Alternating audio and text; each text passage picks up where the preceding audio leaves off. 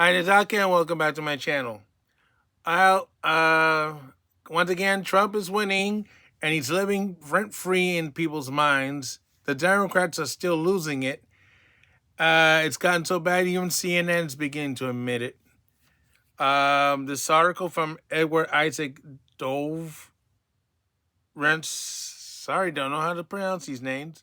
I failed English. And why did I fail English? Because Jimmy Carter's Department of DOT. What is it? Department of Education is the reason. So that's a little humor there.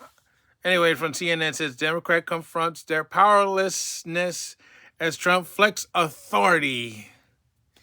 Yeah.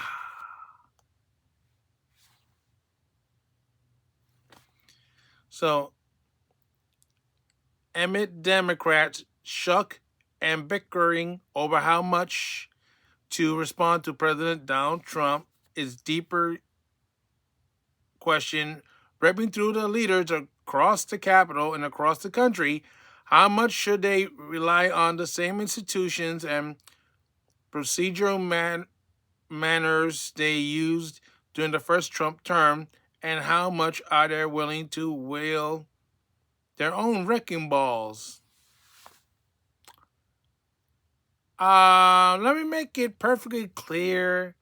This is not the first Trump term. This is the second one. This is Trump 2.0. Much better improvement than the Trump 1.0. This is a different model, different year. And Wrecking Ball, he's the one doing all the wrecking. All you have to say to them is big balls and hairy balls, and they fall apart just like that. Wrecking Ball, please. So Democrats remain essentially leaderless, with the prospect future presidential candidates largely sitting back and allowing others to be the first one through the buzzsaw of Trump and his cheerleaders, none eager to be the face of the party just yet.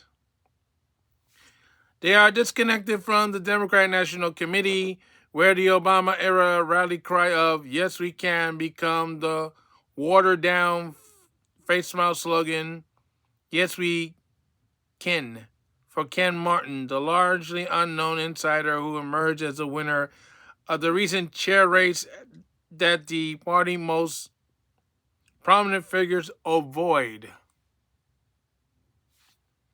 I thought it was that guy with the March for Our Lives t-shirt. David Hogg? Well, I was wrong.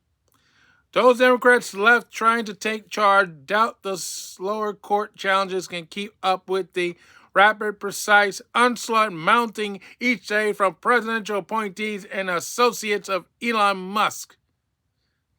For whatever judgments do come out of their flavor, many believe, thought few will yet say so publicly, that Trump will soon just start ignoring what he doesn't like and had no recourse.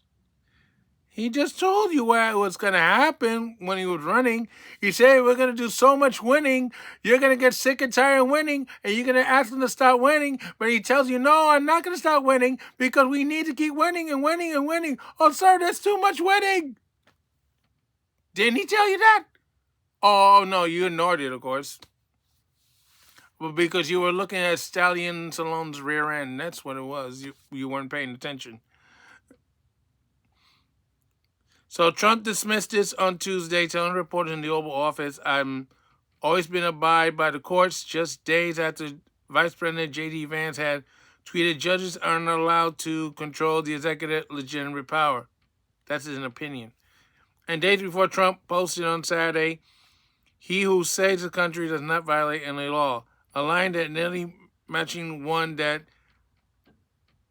appeared in a 1970 movie about Napoleon. Yes, Napoleon Bonaparte. Remember when he puts his hands in his coat? I don't see Trump doing that. But then again, he's not wearing a Napoleon hat, is he?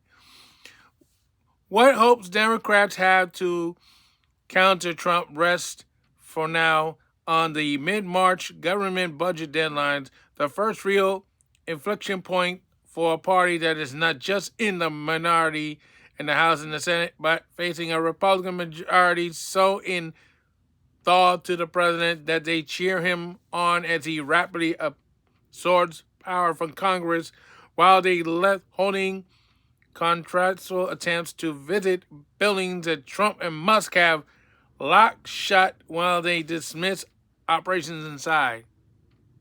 You know, you don't call ahead, say, hey, I'd like to come in. You just show up. That's like people showing up at YouTubers' homes. Not a good look.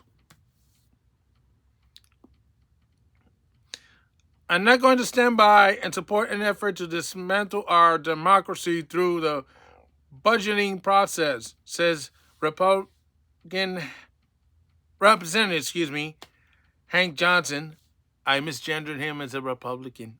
Oh my gosh. Am I going to be in trouble? A Georgia Democrat, as he led a rally outside the offices of the Consumer Financial Protection Bureau. What are they protecting? Maybe that's where all the condoms went. To protect its overnight shuttering by the White House, where he and 24 colleagues planned not to vote for any bill until, as co-founder of the group puts it, this constitutional crisis is over. The only constitutional crisis that I see is the Democratic Party falling apart. Because they really got nothing to stop him with. Trump is like bulldozer. That bulldozer in that 5/5/70 movie keeps going and going and going, nothing can stop it. Johnson argued that while the whole mentally is difficult from the December shutdown threat, when Democrats also complained, but ultimately provided enough votes to make up for Republican defections, even though they got limited concessions. We got to do everything we can, every tool in the toolbox to oppose what is actually happening right before our eyes, he said. That kind of emergency protocol is crashing into Democrats in the House and the Senate, who remain confident history will repeat it. Which history? If you're talking about the first Trump term, forget about it. I remember 8 years ago when skeptical reporters were seeing protests and said, oh, come on, it's almost 2 years until the midterms. Will people really stay engaged and energized? And the answer proves to be yes. Yeah, but that's then and this is now.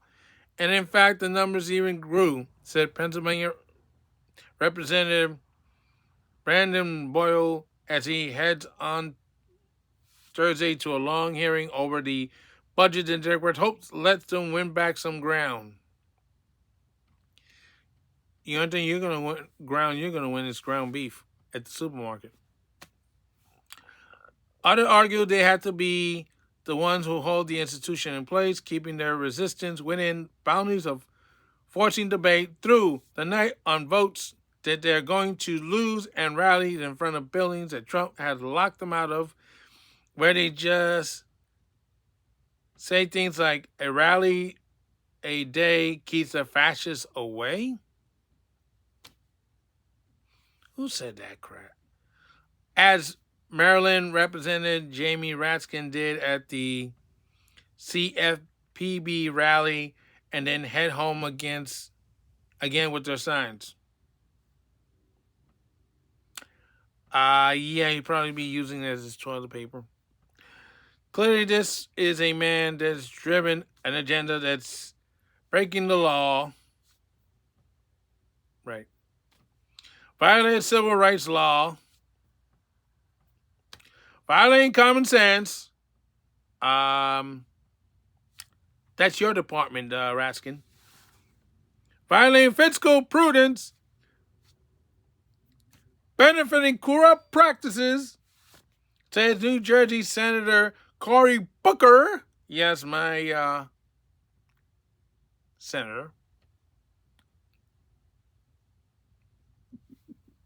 When asked by CNN if he thought Democrats were doing as much as he wants to push back on the president, they're not even budging. You pull every lever that you have on things that you disagree on, but I have to say, this idea that to shut the whole place down, Booker said in his voice trailing off, and then affirming he does not support any kind of government shutdown. The levers that we have limited, but at the same time, all of us share the lever of speaking out, of raising popular sentiment. You know, you keep pulling levers, and not holding on. Eventually, whatever lever you're stripping off, something is gonna open up and fall on your head, and it's not gonna be pleasant.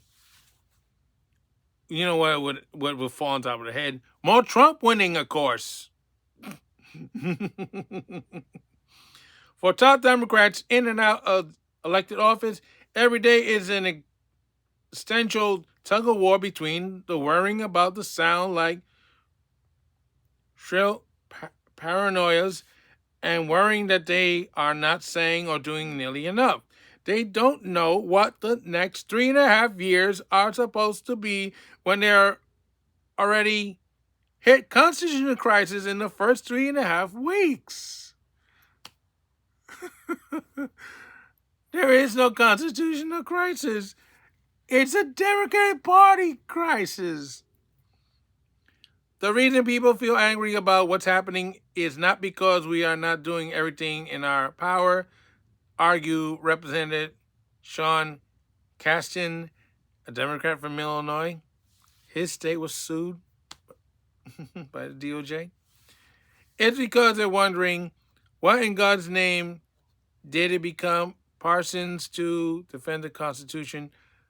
Why is it Parsons to say it's bad to give Nazi salutes?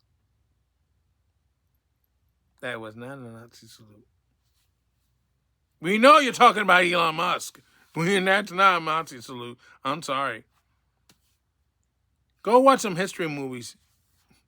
Why is it partisan to say that Reconstruction amendments that provide equal protection for all are not worth defending anymore?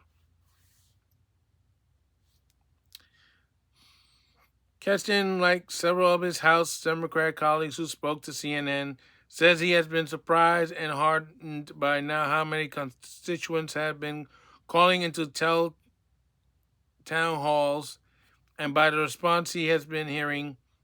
It's probably not that much. In 3 weeks, the public mood has gone from apathy to fear to anger, and I think the next thing in that cycle is action.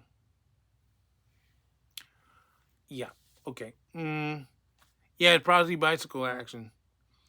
By Keston said that activist leaders had told him and colleagues that they fear protests against Trump may eventually be used as a predicament for declaring martial law.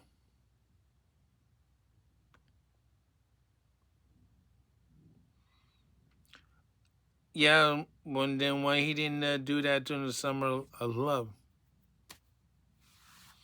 Other House Democrats echoed this privately, and several left-leaning activist groups leaders told CNN directly that their own safety concerns for participants had risen since the president blanket pardons for January 6th rioters. So far, only a very tiny amount of people that were pardoned had gotten themselves in trouble again. Very small. I'm not concerned about that. I'm concerned about the illegal migrants you put in here. They might kill me over them. It took over 50 days for Hitler to destroy democracy in Germany. No, it took him from the 1920s through the 1930s to do that. Not 50 days. Read your history, dimwit. Starting with Mein Kampf, the book.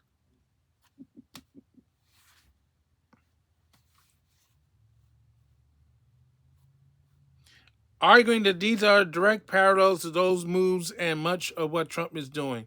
No, he's not. Part of our job right now is Democrats in Washington inside of this is to be church. What? Something to do with churchful. Very clear eyed about what the stakes of this moment are, what the parallels in history are, reminding people that the majority of the Americans are good people and that the way you shut a bully down is to punch back. Winston Churchill was complaining about Adolf Hitler, not a president of the United States.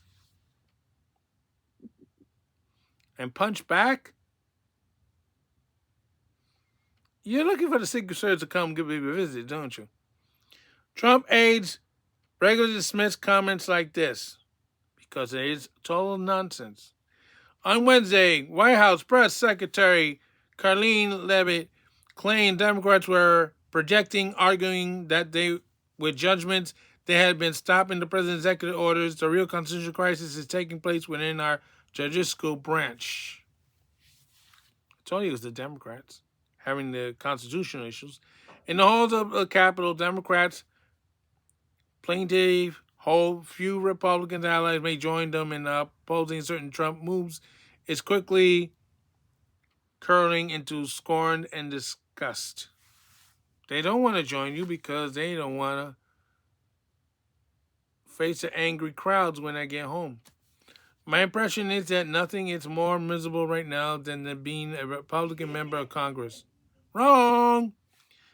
Darren Mar-a-Lago at the White House when he's signing the executive orders.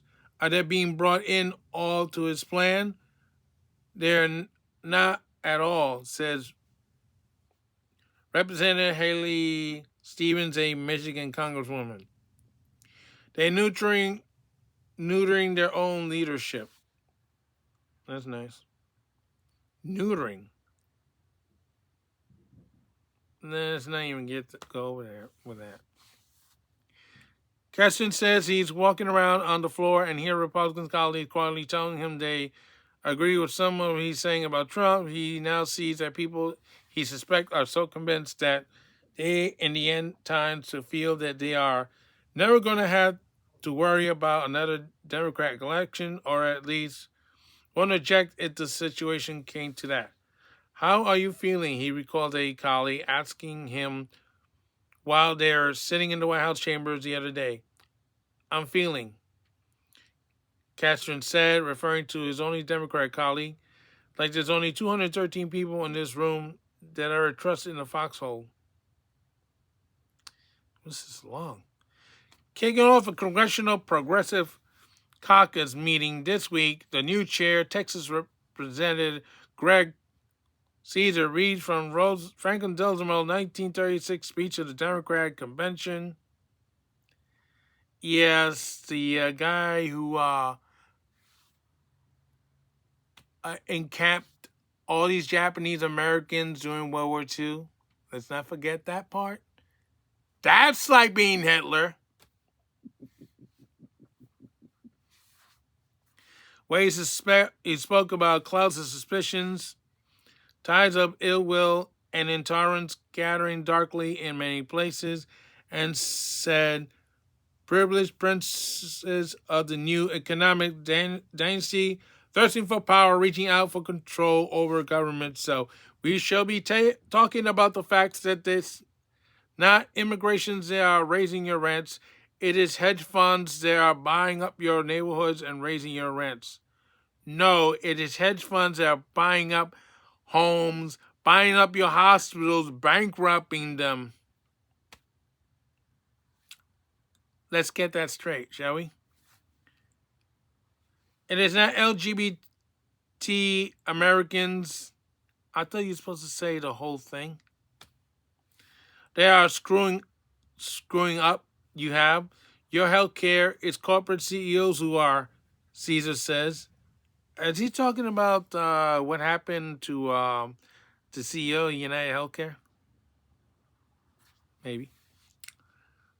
If you don't want to continue this in a cycle where we win, then we will lose. We win, then we lose, but we keep trending downward. We have to fundamentally transform what the Democratic Party has been come in the last 25 years.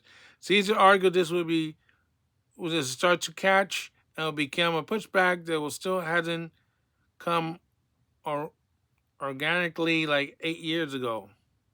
Because it's not 8 years ago. Pretty soon everyone's going to be feeling it, and people are going to look back at stories from this last week or two, and they're like, that was a kind of awkward time, but it's fine, he says. That's what the dog in the cartoon surrounded by fire drinking coffee is saying. Oh, it's fine, it's fine. As he finished drinking, his arm is burned off. And polls and focus groups are across an array of internal Democratic groups and allies. How many times has the polls been wrong? Described to CNN, centering on talking about prices remain the most prevail advice, and that's where House Democrat Joaquin Jeffries. Oh yes, the guy who's responsible for the $15 going down to $9 congested pricing toll in New York City that everybody loves. Not. Has kept returning to flunked by signs at his two most recent weekly press conferences. Headline: How is this lowering costs and Republicans betray the middle class? First of all, you got to cut back on spending. You got to cut back on nonsense, and you got to make gasoline cheaper and diesel cheaper for food to go down in price.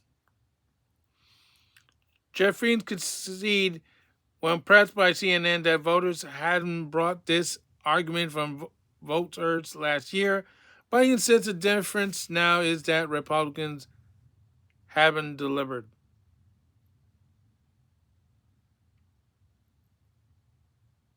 No, it's you're the ones that hadn't delivered. Remember the Inflation Reduction Act? How well did that go? Jeffries, who likes baseball as much as he likes historical statistics, sees an example of Yankee slugger Aaron Judge, who has one of the highest wiffle rates in baseball. Please let's make that sense. But also led the league in both walks and home runs. That's the lesson he says is not swinging at everything. Yes, but when was the last time the Yankees won the World Series? And it's not his fault, by the way.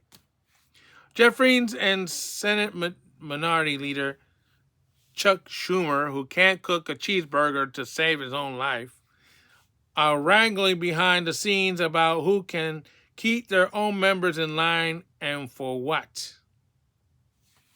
Yeah, that's very helpful.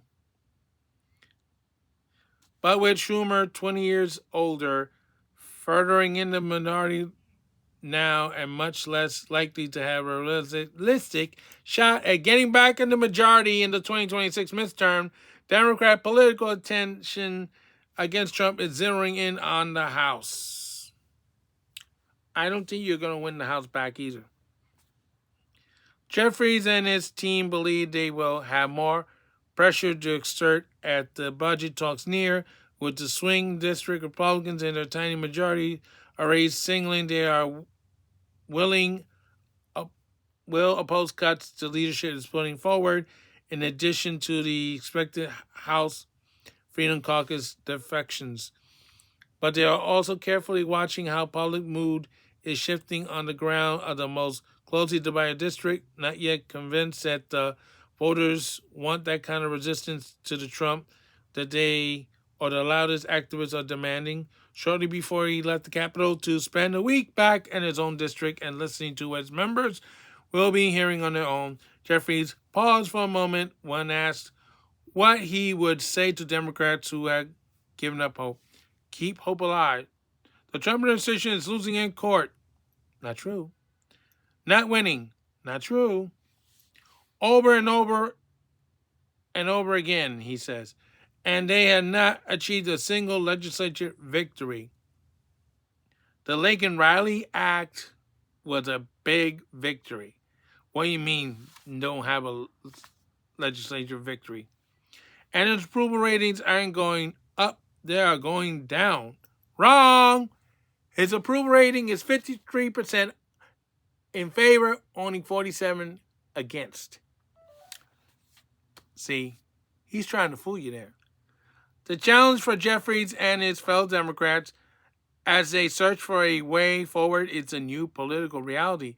Trump has already notched one court win on his plan to reduce the federal workforce, and he's signed into law a GOP-led back bill to require the detention of undocumented migrants charged with certain crimes that drew Democrat support, and his poll numbers are as high as there have been in his 10 years of politics. Yes, the Lake Riley law was passed, and a judge agreed to the buyouts. 75,000 employees accepted those buyouts. The layouts are coming in now, and the probation people are being let go first. And that's it. Well, that's a long article. But the fact of the matter is, he's been winning. He's doing executive laws here and there. He's doing news press conferences. He's doing all kinds of stuff. You see him went to the Super Bowl. He's gone to Daytona. He's all over the place. He has his people driving Europeans crazy. He has agencies about to be shut down, despite some of the court orders. Elon Musk does have clearances to do all this stuff, despite what the Democrats are saying. They're losing. They say they're winning. No, their version of winning is more like Charlie Sheen than Donald Trump. Donald Trump's winning is real winning. Charlie Sheen's winning is, well, just ask the folks at CBS about that. Wow, this is almost 30 minutes. I'm sorry it took so long, but it was a long article. I guess even CNN's beginning to realize, hey, I'm sorry some of you Democrats are full of crap. We can't continue lying like this. I mean, after all, CNN is the home of the nasty anchor woman.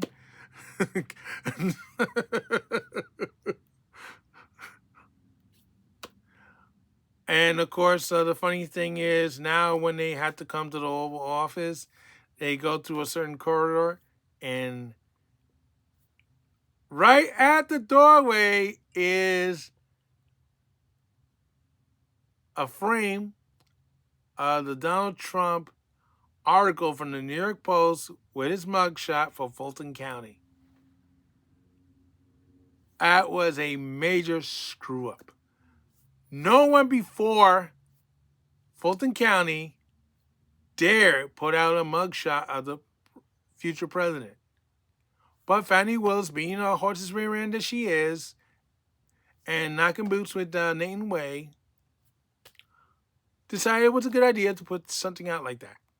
And what happened? Backfired big time. Now they're saying, oh man, he's gangster. He's gangster. He's our first gangster president. So now it hangs, the mugshot hangs outside the White House Oval Office. Just as a reminder how far he had to go to get back to the White House. He won, you lost, and you had to get used to it. Basically, a lot of you Democrats are walking around with your pants on around your ankles still after the election, or skirt, whatever you're wearing. Sal Khan saying so long for now, and don't forget your stop. Boy, this was a long video. But that article for the CNN was too long.